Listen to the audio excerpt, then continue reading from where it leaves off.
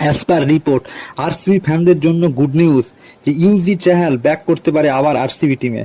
কারণ বিসিসিআই যে 6টা রিটেনশনের নিয়ম দিয়েছে 4+2, সেই 4+2-র মধ্যে রাজস্থান রয়্যালস কিন্তু 4টে রিটেনশনের মধ্যে ইউজি চাহালকে রিটেন করতে পারবে না।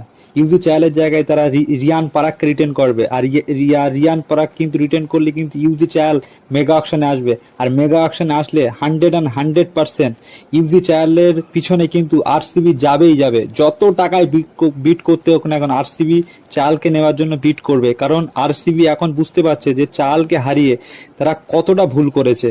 তারা কিন্তু ইন্টারভিউতে বলেছে যে চাহালকে 2021 সালে রিটেন না করে কিন্তু তারা প্রচুর বড় ভুল করেছে। ওই জন্য ইউজি চাহাল আবার ব্যাক করতে পারে আরসিবিতে, আরসিবির জার্সিতে আবার ইউজি চাহালকে আমরা দেখতে পারি। Good news. তো আমরা সবাই হ্যাপি হব যদি ইউজি চাহাল আবার যদি আরসিবি টিমে আসে। তো একটা রিপোর্ট আসছিল যে হয়তো হতে পারে যে ইউজি চাহাল